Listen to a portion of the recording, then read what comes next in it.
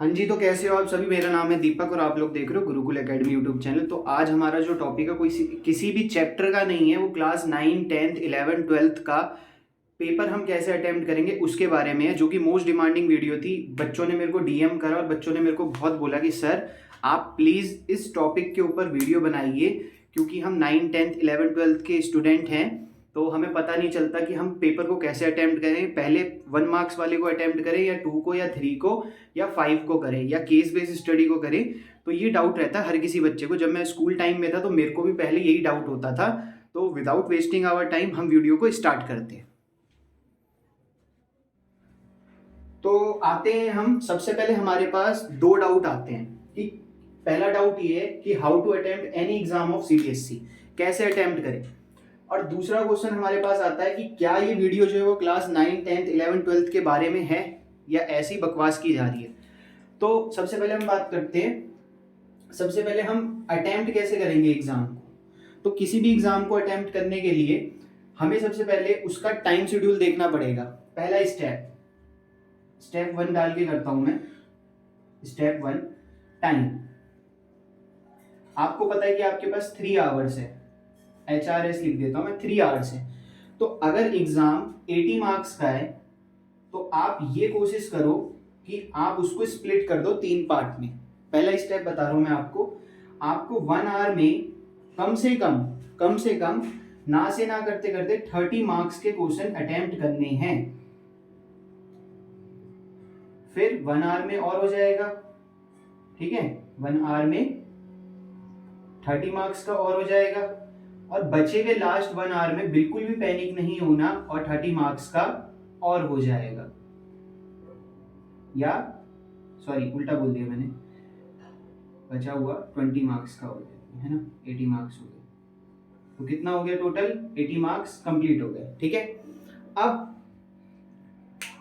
ये क्वेश्चन आता है कि कौन सा पहले हम अटेम्प्ट करें, 1 मार्क्स वाला या 2 मार्क्स वाला। बट जब मैं आपके टाइम पे था 9, 10th, 11, 12th में, तो मैं क्या करता था, सबसे पहले जो मुझे आता है, जैसे सपोज करो ये मेरे पास 1, 2, 3, 4 किसी भी पेपर में 5 क्वेश्चन है और सिंपली ये मेरे पास 10 नंबर का पेपर है। तो मैं क्या करता था, जब मेरे पास क्वेश्चन सीट आती थी, तो अगर मुझे पहला आता है तो मैं पहला अटेम्प्ट करता था। अगर नहीं आता था, सपोज करो मेरे को 5वें नंबर का क्वेश्चन पहले आ रहा है, तो मैं उसको अटेम्प्ट करता था। डजंट मैटर कि आप लाइन से चल रहे हो। आप लाइन से क्यों चल रहे हो भाई, आपको लाइन से चलने की जरूरत नहीं है। आप टीचर की सुटेबिलिटी मत देखो, आप टीचर का बोल सकते हो ना कंफर्ट जोन मत देखो। आप ये देखो कि आपको पहले कौन सा आ रहा है। और जैसे ये क्वेश्चन है तो हम क्या करते थे, हम उसमें, मेरे पास जब क्वेश्चन सीट होती थी तो मैं जैसे ही 5वें नंबर का क्वेश्चन अटेम्प्ट करता था, उसका आंसर लिखता था, तो मैं उस क्वेश्चन सीट में क्या करता था, टिक कर देता था, ताकि कंफ्यूजन ना रहे। क्योंकि मोस्ट ऑफ द स्टूडेंट को ये कंफ्यूजन रहती है कि भाई ये मैंने कर लिया, और वो क्वेश्चन छूट जाता है और उसके नंबर जो होते हैं वो पेपर में ऐड नहीं होते। चाहे 9th, अगेन सुन लो, 9, 10th, 11, 12th, अच्छा कोई भी क्लास की होगा, ठीक है ना, चाहे आप इससे कम क्लास के भी हो, तब भी आपने यही पैटर्न यूज करना है। ये वीडियो आपकी ब्रह्मास्त्र वीडियो है एक टाइप की, ठीक है ना। तो होप सो अगर वर्ड मेरे आगे पीछे हो रहे होंगे तो कृपया करके थोड़ा सा अवॉइड करना उसको, ठीक है। चलो, अब जैसे मेरे को 5वां क्वेश्चन पहले आता है तो मैं 5वां करूंगा, टिक मार दूंगा। मैं क्या करता था, जैसे मेरे पास क्वेश्चन सीट थी तो मैं डायरेक्ट टिक नहीं मारता था, मेरे पास पहले क्वेश्चन सीट आती थी। एग्जाम्पल के लिए, तो बैकग्राउंड साउंड को प्लीज आप अवॉइड करना, ठीक है। 5वीं आती थी, मैं क्या करता था, उसके बगल में डॉट लगा देता था। फिर तीसरा, लाइन से पढ़ रहा हूं मैं, मेरे को 3 क्वेश्चन आ रहे हैं, दूसरा, चौथा और 5वां, मैंने डॉट लगा दिया, ठीक है।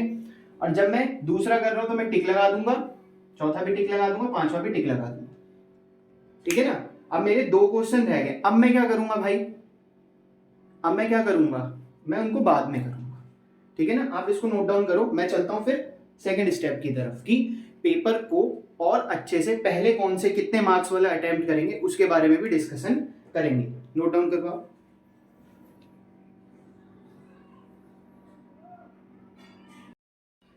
हाँ जी, तो यहां तक तो हो गया और होप सो आपको ये 2 क्वेश्चन का आंसर हल्का हल्का मिल चुका होगा। और आप वीडियो में एंड तक बने रहिए, आपको सारे डाउट क्लियर हो जाएंगे, ठीक है। उसके बाद हमने टिक लगा दिया और जो क्वेश्चन होते हुए चले हमने उनपे राइट का टिक भी लगा दिया, डॉट भी लगा के टिक लगा दिया। अब आगे की तरफ हम बात करते हैं। सबसे पहले मैं सेकंड स्टेप की तरफ चलता हूँ, स्टेप सेकंड, जो हर किसी के दिमाग में आता है कि कौन सा पहले अटेम्प्ट करना है, अटेम्प्ट कौन सा करें।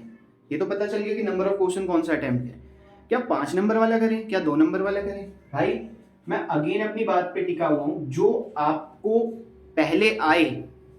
जैसे ये सीरीज है क्वेश्चन की, ठीक है, शुरू वाले कुछ क्वेश्चंस मेरे को आते हैं 100%, तो पहले मैं उनको अटेम्प्ट करूंगा जो 100% आते हैं। ये वाला क्वेश्चन आता है मुझे 90%, 90 नहीं लेते हैं, 60 ले लेते हैं, 60%। और लास्ट वन वाला क्वेश्चन जो है वो आता है मुझे 10%, आता ही नहीं है। और उसके भी लास्ट जो बच गया एकदम, वो मुझे आता ही नहीं है, एकदम नील है, आ ही नहीं रहा, बिल्कुल भी नहीं आता। तो ये मेरी सीरीज होगी।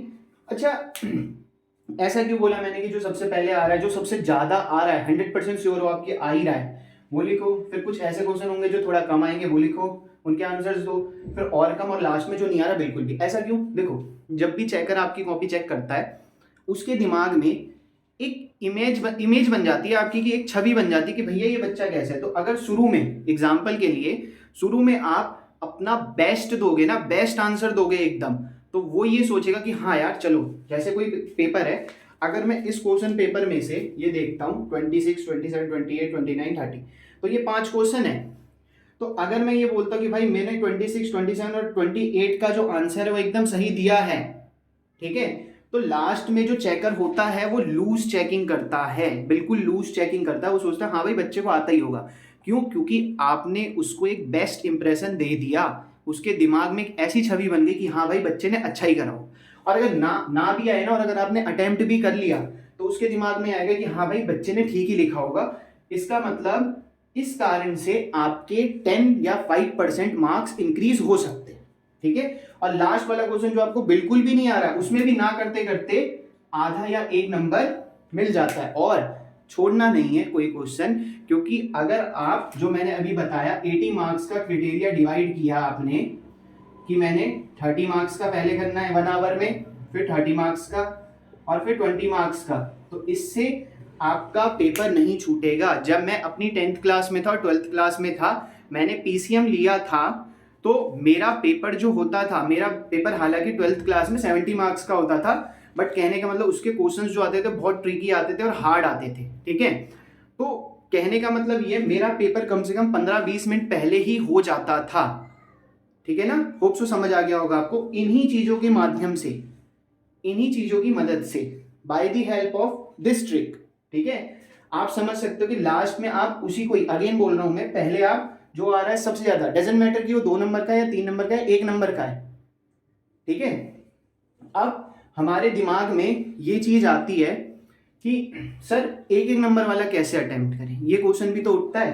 तो एक एक क्वेश्चन वाला अटेम्प्ट कैसे करना है, जो आ रहा है वो करो, और जो नहीं आ रहा क्या करें भैया, उसका आंसर तो सी पे टिक लगा दो, क्योंकि सी एक ऐसा ऑप्शन होता है, मैं यहां लिखता हूं, सी एक ऐसा ऑप्शन होता है, सी सी सी सी, सी एक ऐसा ऑप्शन है उसको ए भी बना दो, सी एक ऐसा ऑप्शन है जिसको बी भी बना दो, सी एक ऐसा ऑप्शन है जो सी भी है, और सी एक ऐसा ऑप्शन है जिसको हम डी भी बना सकते हैं। होप सो समझ आ गया होगा आपको।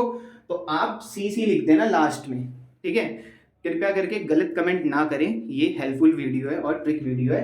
तो सी लिख सकते हो आप, सी वाला ऑप्शन, सॉरी बनाना नहीं है, सी वाला ऑप्शन लिखना है। होप सो समझ आ गया होगा। यहां तक आप नोट डाउन करो, फिर मैं आगे बताता हूं नेक्स्ट ट्रिक, जो कि हमारी लास्ट ट्रिक है।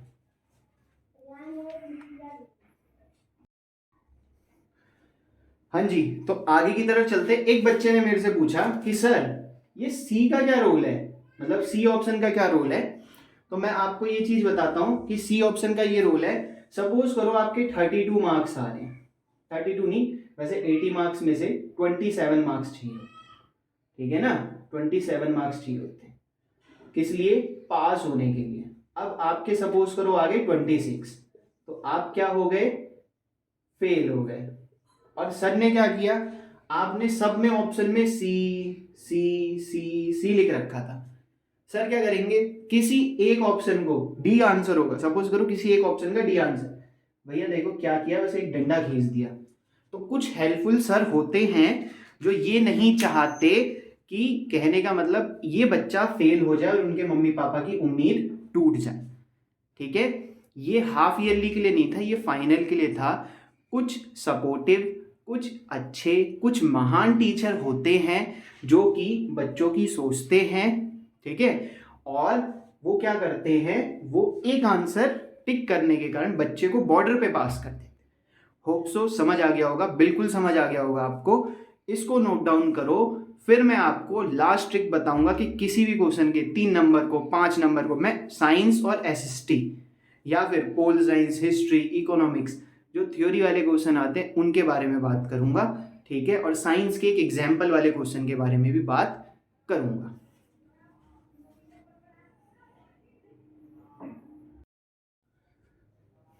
स्टार्ट ना, तो स्टार्ट होगी।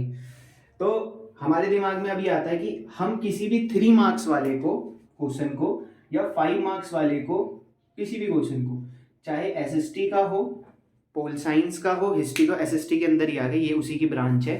तो पोल साइंस, हिस्ट्री, कोई भी, किसी में भी 3 नंबर के क्वेश्चन में हम कैसे अटेम्प्ट करें। प्लीज अवॉइड करना बैकग्राउंड साउंड को। ठीक है, और कैसे अटेम्प्ट करें, तो जब भी हमारे पास 3 मार्क्स का क्वेश्चन होता है तो हमें कम से कम 4 पॉइंट लिखने हैं। ठीक है ना, 1 2 3 4, 3 मार्क्स के क्वेश्चन में, और उन पॉइंट की लाइनिंग होनी चाहिए। कम से कम एक पॉइंट को 2 से 2.5 लाइन में लिखना है। 4 पॉइंट लिखोगे तो टीचर क्या करेगा, अच्छा 1 2 3 4, 4 पॉइंट लिखे भाई, लो 3 मार्क्स ले लो, टक से मिलेगा, कोई दिक्कत ही नहीं है। अब अगर 5 नंबर का होगा तो कितने लिखने, मैक्सिमम 5 ही लिख लेना यार, ज्यादा मत लिखना। और पेजेस कितने होने चाहिए, कम से कम 12th क्लास वाले के लिए बोल रहा हूँ, पोल साइंस और हिस्ट्री के लिए हम्बल रिक्वेस्ट है, 1.5 पेज लिखना ही लिखना है। क्योंकि आप आर्ट्स वाले स्टूडेंट हो, आपकी कॉपी जो होती है ना, वो लाइनिंग के बेस पे नहीं, पेजेस के बेसिस पे देखी जाती है कि आपने कितने पेजेस लिखे हैं, भरे हैं। कंटेंट तो देखा ही जाता है, बट कितने पेजेस भरे हैं वो चीज देखी जाती है। ठीक है, तो ये डाउट होप सो क्लियर हो गया होगा। अब आते हैं साइंस की तरफ कि भाई साइंस का कोई क्वेश्चन कैसे अटेम्प्ट करें। साइंस को अटेम्प्ट करने के लिए, साइंस के क्वेश्चन को अटेम्प्ट करने के लिए आंसर को 3 पार्ट में डिवाइड करना होता है। जैसे मुझे बोला गया कि मोशन किसे कहते हैं, मैं 9th क्लास के क्वेश्चन की तरफ जा रहा हूँ, क्योंकि ये मिक्स वीडियो है, 9th 10th 11th 12th मैं कुछ कुछ क्राइटेरिया डिवाइड करके बता रहा हूँ। मोशन बोला गया कि मोशन क्या होता है, what do you mean by motion and how many types of motion, या आपको सिंपली बोल दिया जाए कि मोशन क्या होता है। तो मैं मोशन की सबसे पहले डेफिनेशन लिखूंगा। ठीक है, डेफिनेशन, एक चीज क्लियर हो गई। उसके बाद मैं फॉर्मूला लिख दूंगा, अगर कोई फॉर्मूला है तो, साइंस में फिजिक्स में होता है, और एक एग्जाम्पल लिख दूंगा। जब मेरे पास इसके 3 पॉइंट डिवाइड हो गए ना, या 3 पॉइंट तैयार हो गए, तो टीचर मुझे 3 नंबर दे देगा या दे देंगे। और 5 नंबर का हो तो भैया एग्जाम्पल ज्यादा लिखने हैं, एक्सप्लेनेशन ज्यादा करनी है, फॉर्मूला अच्छे से एक्सप्लेन करना है, फॉर्मूला की यूनिट एसआई यूनिट वगैरह लिखनी है अच्छे से, अगर उसकी एसआई यूनिट है और उसकी वैल्यू है तो वो भी लिखनी है। जैसे एग्जाम्पल के लिए स्मॉल जी की वैल्यू होती है 9.8 मीटर पर सेकेंड स्क्वायर। होप सो समझ आ गया हो। ठीक है, यहां तक लिखो। उसके बाद हम एक लास्ट टॉपिक की तरफ चलते हैं कि मैथ्स के क्वेश्चन को कैसे अटेम्प्ट करते हैं, और फिर ये हमारी फाइनल वीडियो हो जाएगी। ठीक है,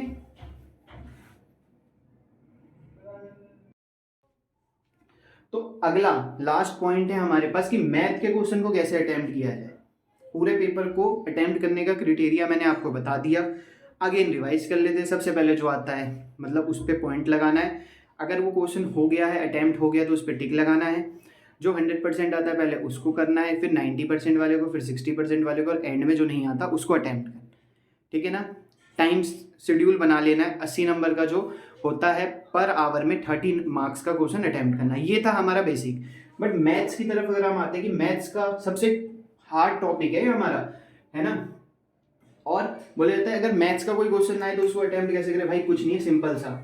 सबसे पहले लिखना है फॉर्मूला। कोई फॉर्मूला आता है जो उसके बेसिस पे आपको दिमाग में आ रहा है कि हाँ यहाँ पे ये यूज हो सकता है। इतना तो आपने पढ़ा ही होगा सिलेबस में, या आपको पता होगा कि कौन से चैप्टर का और कौन सा फॉर्मूला लगना है।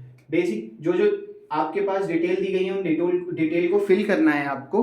और एंड में अगर फाइनल आंसर नहीं आ रहा है तो मल्टीप्लाई करके लिख देना है, ठीक है। उस फाइनल आंसर के 1 मार्क्स कट जाएंगे। अगर 3 मार्क्स का क्वेश्चन होगा तो उसमें से 1 मार्क्स डिडक्ट हो जाएगा और आपको 2 मार्क्स मिल जाएंगे। क्यों? क्योंकि आपने आंसर गलत किया था, फॉर्मूला सही लिखा था और स्टेप सही लिखा था। और 9, 10th, 11th, 12th या उससे छोटी क्लास में भी स्टेप के नंबर मिलते हैं और फॉर्मूला के नंबर मिलते हैं। बट अगर आप बोलो कि भाई मेरे को क्वेश्चन ही समझ नहीं आ रहा, कुछ नहीं अटेम्प्ट करा, तो 0 मार्क्स मिलेंगे, शून्य मिलेगा। तो शून्य से बढ़िया तो 1 मिल जाए या 2 मिल जाए। तो होप सो आपको वीडियो पसंद आई होगी। तो ज़्यादा टारगेट नहीं करता हूँ, वीडियो का व्यू का टारगेट रखता हूँ 5K, ठीक है। होप सो आप पूरा करेंगे। Thanks for watching this video और बहुत जल्द मिलते हैं।